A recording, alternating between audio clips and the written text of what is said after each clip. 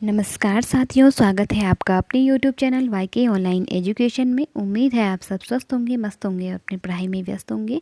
दोस्तों, हम यहाँ पे एलटी हिंदी की तैयारी कर रहे हैं और इसमें मैंने आपके बहुत सारे टॉपिक क्लियर करवाए हैं। अगर आपने प्रीवियस वीडियोस नहीं देखे हैं तो आप लोग प्रीवियस वीडियोस ज़रूर देखिए। और यहाँ पे जो आपका एलटी का कॉमन पेपर होता है उसके भी मैंने काफ़ी वीडियोस शेयर किए हैं अपने नोट्स के द्वारा, तो आप चाहो तो उनको भी ज़रूर देख सकते हैं। और दोस्तों, यदि सेशन आपको अच्छे लग रहे हैं तो अपने दोस्तों के साथ शेयर करना बिल्कुल भी ना भूलिए। तो चलिए शुरू करते हैं आज एक नया टॉपिक। रामधारी सिंह दिनकर जी को लेकर के मैं एक उनके जो रचना संसार रहा है, जो उनका साहित्य संसार रहा है, उसके विषय में मैं आपको एक संक्षिप्त जानकारी, यानी कि कम समय में ज़्यादा और जो आपके इम्पोर्टेंट चीज़ें हैं वो मैं आपको बताने जा रही हूँ। तो आप लोग वीडियो में बने रहिए, लास्ट तक पूरा वीडियो ज़रूर देखिए, कॉपी पेन लेकर के अपने नोट्स बनाते रहिए। तो चलिए शुरू करते हैं आज का ये सेशन। तो सबसे पहले बात करेंगे रामधारी सिंह दिनकर की। तो इनको एक नाम जो है अनल कवि के नाम से भी ये जाने जाते हैं। ठीक, तो सबसे पहली चीज़ आपको यही ध्यान रखनी है कि अनल कवि के नाम से कौन से कवि जाने जाते हैं। तो कौन से जाने जाते हैं? रामधारी सिंह दिनकर। इसके बाद दूसरा है, दिनकर को मुख्यतः समय, सूर्य, अधैर्य का कवि तथा आवेश का कवि कहा जाता है। क्योंकि हम जब इनकी रचनाएं पढ़ते हैं ना, तो हमें या फिर इनका जब व्यक्तित्व हम जानते हैं, इनके जीवन परिचय के बारे में हम जब जानते हैं, तो वहाँ पे हमें पता चलता है कि जो दिनकर थे वो थोड़ा उग्र स्वभाव के थे, या एकदम मतलब कह सकते हैं ना कि बहुत जल्दी उन्हें गुस्सा आ जाता था, या थोड़ा विरोधी स्वभाव के थे वो। तो कहीं ना कहीं इसी वजह से इनको जो है समय, सूर्य या अधैर्य का कवि या आवेश का कवि कहा जाता है। ठीक, तो अब हम आगे थोड़ा कुछ और जानकारी इनके बारे में जान लेते हैं। दिनकर ने स्वयं को मैथिली शरण गुप्त की तुलना में महज डिप्टी राष्ट्रकवि माना। अब आप जानते हैं कि मैथिली शरण गुप्त को राष्ट्रकवि के नाम से जाना जाता था।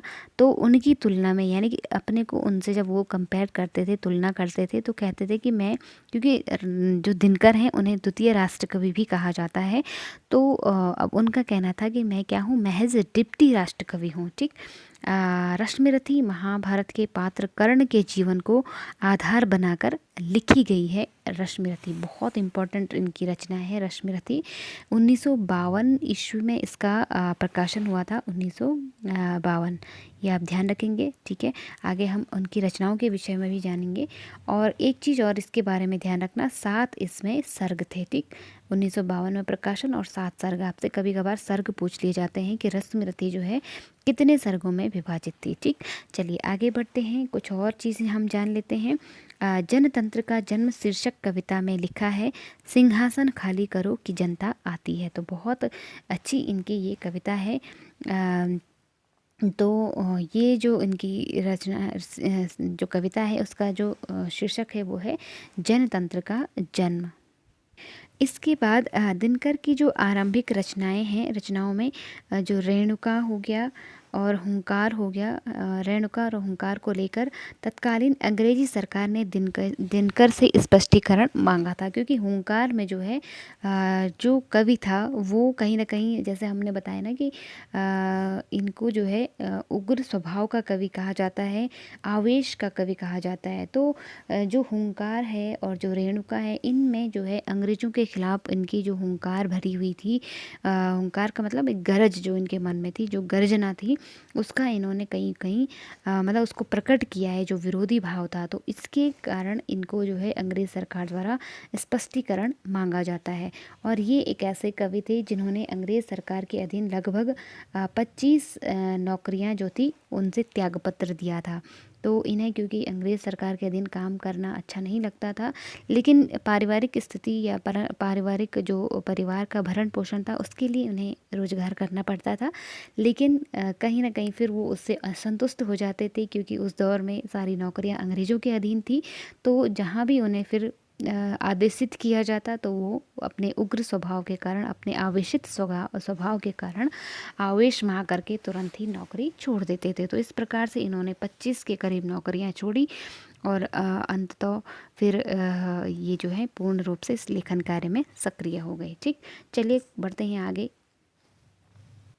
कुरुक्षेत्र की कथा वस्तु महाभारत के शांति पर्व से प्रभावित है। तो ये आपको विशेष रूप से ध्यान रखनी है। देखो, कुरुक्षेत्र आपको तो पता है रामधारी सिंह दिनकर की रचना है, लेकिन महाभारत क्योंकि कुरुक्षेत्र महाभारत का ही एक अंग है ना, तो किस पर्व से ली गई है, तो ये आपको ध्यान रखनी है कि शांति पर्व से ही वो प्रभावित है। यह रचना मूलतः महाभारत के भीष्म युधिष्ठिर संवाद पर आधारित है। तो कुरुक्षेत्र जो रचना दिनकर की है वो बेसिकली भीष्म और युधिष्ठिर का जो संवाद हो रहा है उस पर आधारित है। ठीक, उर्वशी पुरुरवा और उर्वशी के प्रेम चित्रण पर आधारित रचना है। तो उर्वशी, आप जानते हैं कि उर्वशी के लिए रामधारी सिंह दिनकर को जो है ज्ञानपीठ पुरस्कार भी दिया गया था। ये मतलब एक कह सकते हैं कि उनके यश का एक आधार रही है उर्वशी। और उर्वशी में उर्वशी जो है वो अप्सरा है और पुरुरवा जो है एक सामान्य नागरिक है, सामान्य मनुष्य है। तो उन दोनों की प्रेम कथा का इसमें चित्रण किया गया है। ठीक, उर्वशी जो कि एक स्वर्गलोक की अप्सरा होती है। परशुराम की प्रतीक्षा भारत चीन युद्ध को आधार बनाकर लिखी गई रचना है। बहुत इंपॉर्टेंट है, इसको तो आप ऐसे गांठ बांध लीजिए कि जो परशुराम की प्रतीक्षा है वो किस विषय को लेकर लिखी है। तो जब भारत चीन युद्ध हुआ था तो उसको आधार बना करके ये रचना की गई है। ठीक, रामधारी सिंह दिनकर राष्ट्रीय जागरण तथा भारतीय संस्कृति का कवि के रूप में स्वीकृत है। यानी कि इनको राष्ट्रीय जागरण का कवि या भारतीय संस्कृति का कवि या कह सकते हैं कि द्वितीय राष्ट्र कवि के रूप में भी जाना जाता है। ठीक, अब हम दिनकर की जो रचनाएं हैं उनके बारे में जान लेते हैं। आपको जो मैं इम्पोर्टेंट रचनाएं आपको बताऊंगी उनको आप उनको सन सहित याद रखिएगा। ठीक है, तो रामधारी सिंह दिनकर का जन्म 1908 में हुआ था और 74 में इनकी मृत्यु हुई थी। ठीक, रेणुका इम्पोर्टेंट है, 1935 में इसका प्रकाशन हुआ था। हुंकार 1938, रसवंती 1940, द्वंद्व गीत 1940, कुरुक्षेत्र 1946। और ये क्या है, एक प्रबंध काव्य है। ठीक है, प्रबंध मतलब बड़ा काव्य। तो ये आपको विशेष रूप से ध्यान रखना है। 1946 में कुरुक्षेत्र का प्रकाशन हुआ था। सामधेनी इन्होंने लिखा है 1947 में। धूप और धुआं 1951 में लिखा था। इतिहास के आंसू 1951, रश्मिरथी 1952 में। तो इसको आप विशेष रूप से ध्यान रखना, रश्मिरथी 1952, जैसे मैंने अभी पहले भी बताया आपको।